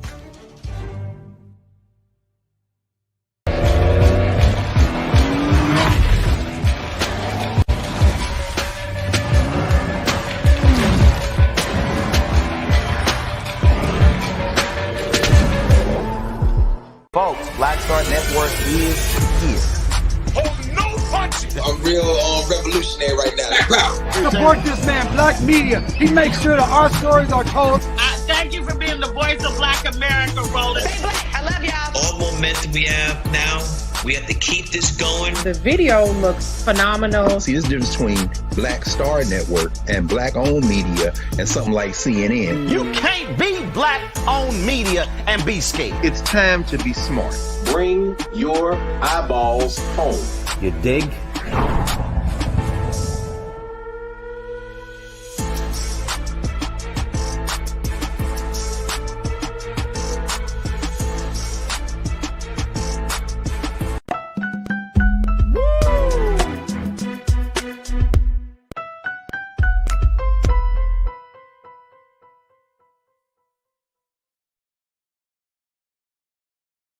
Welcome back to the show, folks. Let's talk about something that I think that should be is interesting conversation, which is this idea of putting our Black heroes and sheroes in a space that we probably never thought they would be. Now, there has already been talks of Harriet Tubman on a U.S. currency. We've seen Maya Angelou on U.S. currency. Well, what about Frederick Douglass? According to famed Harvard historian Dr. Henry Louis Gates Jr., he says that Frederick Douglass deserves to be on the U.S. dollar. Now, Mr. Gates is executive producer of a new documentary about the once enslaved abolitionists that's going to be airing on HBO. And he argues that Douglass's legacy remains as relevant today as it was back in the 1800s, a time when he was the most famous Black man on the planet. He said, now this is from Dr. Gates, quote, Frederick Douglass has assumed his place not only as one of America's great orators, but also as one of the writers of the 19th century. Was Douglass sometimes conservative by today's political standards? Absolutely. Was he sometime radical? Of course. That goes without saying. So now Henry Louis Gates is saying it's time that he's assumed his place not only as one of America's greatest orators, but also as one of the writers of this 19th century. He deserves to be on U.S. currency. Let's bring back my culture crew, Lise Winnie, Iman Heath. Sisters, what y'all think about this one? What's the significance? What's the significance of putting Frederick Douglass on U.S. currency? Yes, besides symbolism and making us feel good, what's I think Frederick Douglass, his voice, and especially within the abolition movement, I mean, he dictated and shaped policy about moving forward after chattel slavery had ended. Well, pause. I just want to say for everyone out there, I'm not saying he doesn't deserve it. Wholeheartedly, every bill should have a Black face on it, in my opinion. Just on the opposite end, what does it do for us? What is it going to do for us? What, besides make me feel good, what else? I mean, you got to remember now, Frederick Douglass, and Lisa, I'm going to let you jump in on this as well, but Frederick Douglass was an advisor to Abraham Lincoln, President Abraham Lincoln. So Lincoln and Douglass, I mean, one of our watchers, Danita Jackson, said, quote, he should have replaced Lincoln long ago. Without Frederick Douglass and Abraham's ear, the slaves wouldn't have been freed. I agree. I think I get what Iman is saying. Again, with the symbolism, like this is not really going to have the biggest impact. But Frederick Douglass was one of those, he was the man. Back then, he was the most photographed man in America, which is unheard of. The fact that this was a former slave that he taught himself to read, and he became this great orator and eventually an advisor, and he got into politics and all of these things on his own. So I agree that he does encompass what it means to have the American dream for his time, of course. Like, he was it, and he married a white woman. So I mean, that's saying a lot. He did a lot in his time, which are things that people weren't able to do. But again, I do agree with Iman. To be totally honest with you, people aren't even using paper currency like that anymore. Are you doing this now because we're transitioning away from paper currency into electronic currency, where it's not as relevant anymore? So, well, that's an interesting point there, Lise. That's a quite very interesting point. So you're saying like Bitcoins and cryptocurrency? There we go. Make him the face of Cash App. Right. You said make him the face of Cash App. There we go. I'll feel I'm not doing that right to my guy. No. Yeah, we can't profit off of him. No, we can't profit off of him. I mean, come on. That's a whole different conversation that we need to address later. Right. But I think that we are getting to a point now where we should really be advocating for our Black heroes and sheroes to be in these like public spaces. Like we know what Andrew Jackson, Abraham Lincoln, George Washington. I mean, we already know what they did and what role they played. But they weren't the only people that shaped this country. Hell, I would even push for any Native American leader. I would push for any Latino leader. You know what I mean? Like the currency. If we're going to shift the currency, and I know some people say, man, just keep that thing all black. My point is that this country would not be in the position that it's in economically, first, if it wasn't for Black people. So we got to keep that. We got to keep that a buck, right? We got to keep that 100. Even Faraji, if I'm not mistaken, slaves were the first like stock. The enslaved. I like to say the enslaved. Yeah, enslaved. I'm sorry. The enslaved. Yep. We were the first part. You know what? I might be a patriot, y'all. We were the first. We were the first ones being dealt with as far as stocks. So that we did start the economic system. If you want to talk about Faraji, that is absolutely true. So I will say we deserve the acknowledgement. We do deserve the acknowledgement. But after acknowledgement, all right, what else? What else can we do? Well, look, I don't know. I think that we need to figure out, Lise, like how do we make sure that the contributions from our leaders won't be forgotten and that the rest of the country didn't know. I mean, just imagine how powerful would it be? How powerful would it be that you have the United States of America that have this currency that reflect the diversity of its history, the diversity of the constituents. I don't think we ever gone to another country where you've seen like all of these different faces on the currency. Right. I agree. No, I think that we do need to have representation. And if you look at it that way, then yes, it makes sense to make sure that we are reflecting our actual history and not just the history that we want to portray. And I'm not mad at it. Get rid of Andrew Jackson. You know, like I think it's D.L. Hughley said it. The money now is like baseball cards for slaveholders. That's basically what it is. So to get rid of Andrew Jackson and put Frederick Douglass on there, I'm all for it. But my thing is this, again, we are transitioning away from the currency. And that's why I kind of like, why are we doing this now as opposed to so long ago? But I can't wait to see Harriet Tubman on the 20. I hope that maybe they will put Frederick Douglass or, like you said, maybe a Native American tribe leader on there, because we don't hear about their history at all. Like it's completely disappeared. So I'm okay with it. And this special on HBO, if you have not seen it and you do not know about Frederick Douglass, is amazing. And if the people from Baltimore, some of my politicians have not watched this, they actually said that Baltimore was the inspiration to really teach Frederick Douglass that he could be whatever he wanted. It gave him hope. If that is not what we need to be teaching and going when we're in politics, telling people that if this great city can give Frederick Douglass hope, why can't it give us hope?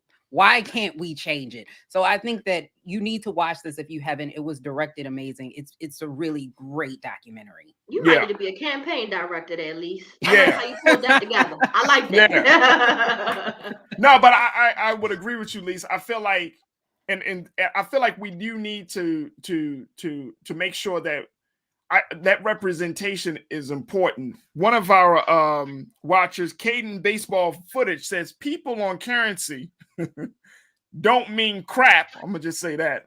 Doesn't mean crap. Give me George Floyd bill, the bill versus what y'all talking about. 85% of people don't use cash daily. That's what I'm I feel you, good brother. That's I'm cool with. Look, I'm not saying that we shouldn't get the George Floyd bill either. I'm always an advocate for that bill, but I do think that, you know, for right now, I don't know if paper money is going to. I mean, I do believe it's going to run its course. It's going to run its course because you got to have something to back it up, and America is off the gold standard. We don't. No, I we think don't. it will. You know, at this point, I do think it's going to run its course. But my point is, currency is always going to be necessary. Hell, if it's not paper money, it's going to be something else that we use for currency, right? Definitely. But I think that the representation in the currency is something that we need to consider. Look, America is changing. This country is changing. And I think it's important that we make sure that that representation is felt in everything that we do in this country. We can't run away from the past and the ugliness of the past, but I certainly believe that we can show a much more vivid and colorful and diverse future. I truly believe that. I agree, because the way they're trying to whitewash history, it's ridiculous. Like I've said before, to say that the enslaved were indentured servants, it's like, do you even know what the hell the definition is of both? Because it doesn't add up together. So it's for representation, cool. Yep. Let's not forget how good he was as far as teaching African Americans literature. Yeah, what it means. Definitely give him his flowers, and also agree.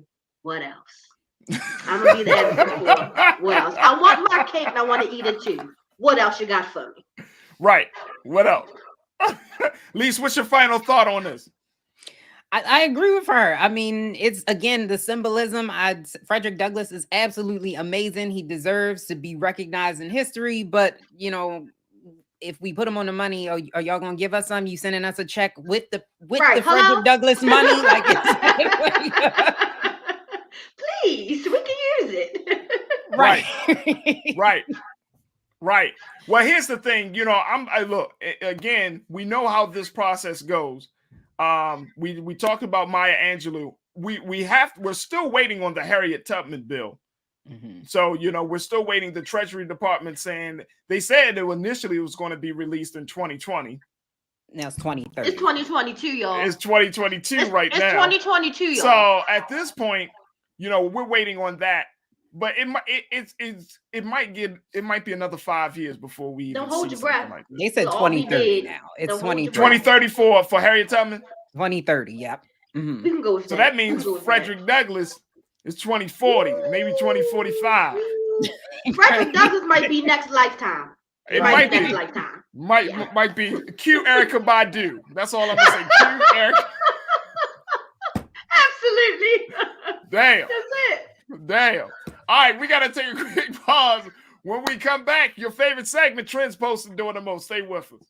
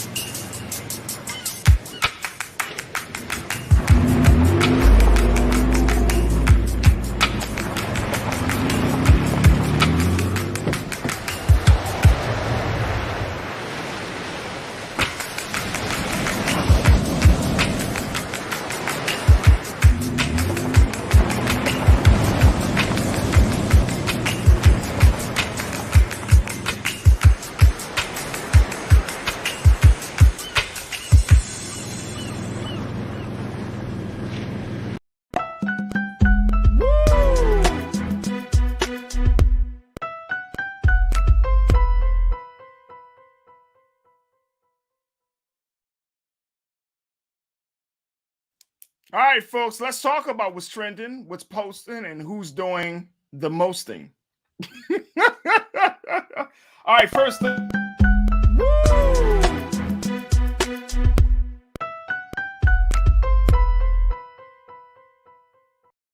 Folks, there you go.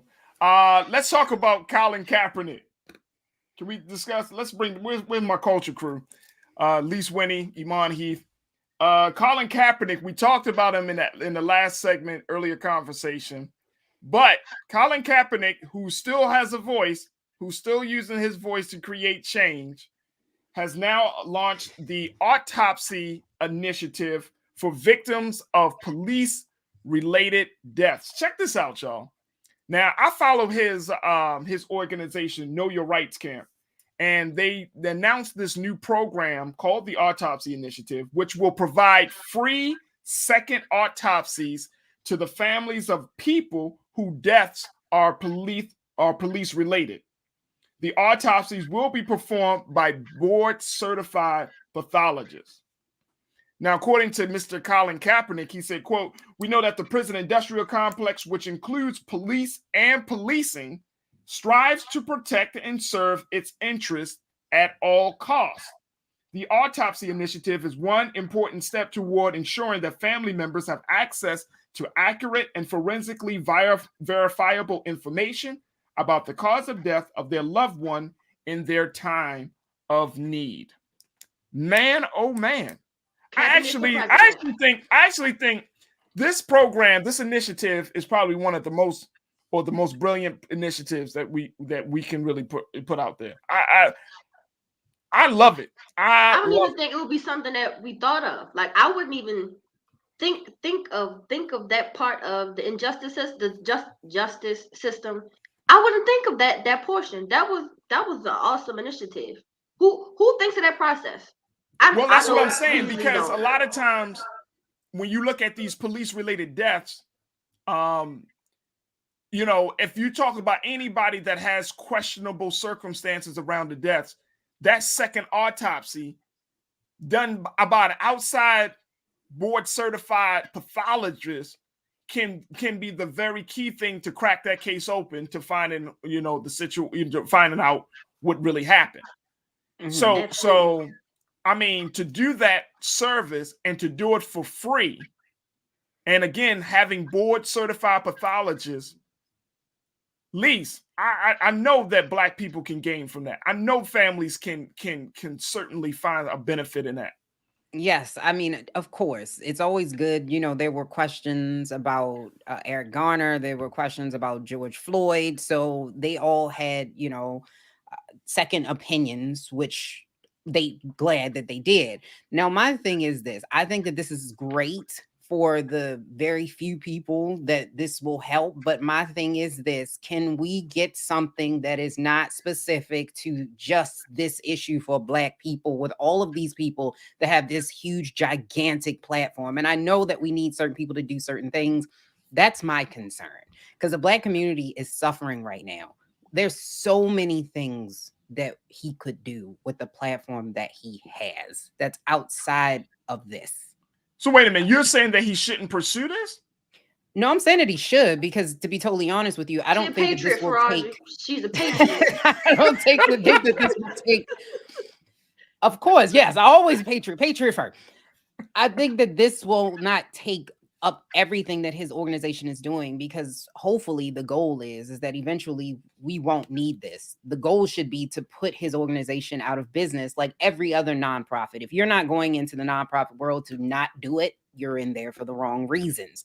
So my goal is we need to pursue further than this. I'm not going specifically after Colin Kaepernick, but just in general. Like, I know we celebrate this, but this is such a small percentage of Black people that this will help. The ones that help it will be amazing.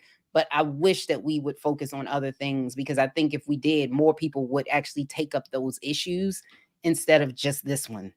I get you. I understand what you're saying.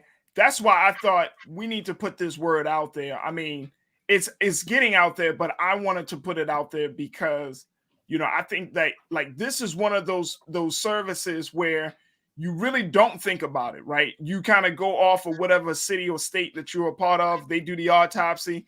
But unfortunately, even the board certified pathologists, they are in cahoots with the police departments in those cities and in those states. So they I mean, police and these folks, the autopsy technicians and experts, they work hand in hand to create the narrative of the lie. Correct. And so for Colin and his organization to do something like this, it's like it gives people, especially grieving families and families that feel like they don't get the justice they deserve because they're Black or they're poor or whatever the case may be. It gives those families an option. Like we said last week, it might give them that courage to actually take a step further when it comes to those type of trials. Right. Instead of taking those plea deals, that 1 second opinion autopsy might give them the courage to go ahead and go all the way for trial. Absolutely. So I think it'll be a good thing. I think it is an awesome thing. All right, let's see what else is trending right now. Did you know that Prince Harry and Meghan Markle made their first award show appearance at the NAACP Awards, and they gotten the President's Award for their service, which I'm still trying to wrap my mind around. I'm going to be honest with you folks. This is what happened on Saturday night. They received the President's Awards for Special Achievement and Distinguished Public Service. Now, they joined a list of recipients, including Colin Powell, Rihanna, Muhammad Ali, Jesse Jackson, Condoleezza Rice, and LeBron James. I don't see how they fit. I see how they tried to make it fit. Their whole fight against, the Queen and how she treated Meghan, and even through her pregnancy, how she treated Meghan, talking how the child is too dark. So I would say, I guess, standing up to what was being said or how they were being treated is how it fit. That's the only thing I can try to see. Other than that, I don't get it either. Lisa, what's your take on it? I think the NAACP trying to be inclusive, I guess. I'm not sure. I was a little baffled by this. I get it. The reason why they got it is because of their voting right. They've been fighting for voting rights here. That's why they were nominated for this. But my thing is that she doesn't really identify, like it was very hard for her to actually really identify with Black culture. And, Harry is like from, again, when we're talking about the dynasty that started the transatlantic slave trade, like it's a bit much for me. I'm just like, it's gonna be a no. I'm not there yet. I'm not there. I'm gonna be honest. I'm not. I'm just not there yet. I'm not there yet. Look, I mean, he said a line. He thanked the Black community for welcoming me so warmly. Like, who welcomed y'all? Welcomed them? Y'all gave him a package? You gave him a package. So, you sent it. First thing. This is where I kind of push back on. Because nobody goes and say, I want to thank the white community for welcoming me to the community. Nobody says that. But Black people, we're kind of like this small, it becomes like Black community is one person. You know what I'm saying? And I don't understand that. And so it was just like, and I think the NAACP is trying to like branch out, but I could think of a number of more people that I feel like is more deserving. Awkwafina an award. She got an award. So, people were outraged about that because they said she's been using Black culture in order to get ahead. So it's a bunch of different things. I think with the NAACP, they trying to branch out, but I'm like, keep that. You can keep that. We don't want it. Absolutely. All right. Last and certainly not least, we started off talking about Women's History Month. But I wanted to end it on a positive note, talking about a Black woman. Did you know that Jay-Z paid Mary J. Blige $10,000 in cash in a brown paper bag for their song "Can't Knock the Hustle"? Oh, you can't knock the hustle. I mean, all I'm gonna say is, Mary is getting that bag. I've been waiting all day to say that, y'all. I've been waiting all day to say that. She got the bag and then some. First thing, Auntie Mary's still doing her thing. You saw it. First thing, look, Iman. This has to be the resurrection of Mary J. Blige. 2022 is her year. New album. 2022, new album. Phenomenal Super Bowl. Yep. Now stories about her greatness. Mike Jordan was eyeing her down. Oh yeah, Michael Jordan. He wasn't eyeing her. No, he was Googling and he was a little bit too touchy feely. Hands all on the hip, but she divorced anyway. Go. But he not. Shot Mike. Oh, wait a minute. Never mind. Hold on. No. Wait a minute. What? But apparently, yes, Jay-Z gave her $10,000 in a brown paper bag to do the song with him. And of course, the song is one of the greatest songs off his first album, Reasonable Doubt. It can continue to certify her as the voice, like queen of hip hop soul. Can Mary do any wrong at this point? Even when she goes through hard times, it runs up being good music. Good for Rosie. It's all her hard times sound good. Okay, it'll get you through. Let me tell you, I'm not even joking, sisters. I'm not even joking on this. Real quick, I listen to Good Morning Gorgeous every day. And I'm screaming, hey, look, I'm saying the words, good morning, gorgeous. As you should. Sing it with your chest, Faraji. I sing it with my whole chest. Ain't nothing wrong with it. Positive affirmation. Oh, man. No, Mary. Oh, of course, we can't forget the fact that she's on the hit show Power. She's having a phenomenal year. And I think, Lisa, tell me if I'm wrong on this, she's supposed to be dropping like either bags or knee-high boots or something. She's supposed to kind of go into some fashion. Is that what I've heard? I believe so. I believe she is going into fashion, but Mary been fashionable forever. So she's been fashionable. You can do the dance and everything. I call it the fall over. I'm not really sure what it is, but everybody know what I'm talking about. Yeah, she got herself. Yeah.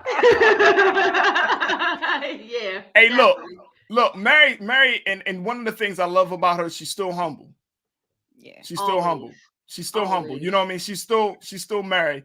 And I think that, for her, how some artists, their pain, even though they have some painful experience, but like their pain, they go through those painful experiences because it helps people to get through their painful experiences. And I feel like Mary J. Blige is just one of those artists, like, with her personal life and her music career and those things. But each time that God blesses her, they rise up from that situation, she creates on a much higher level. And it's just amazing to watch her to continue to evolve and grow the way she's doing it. So big shout out to Mary, but I'm trying to get that back to.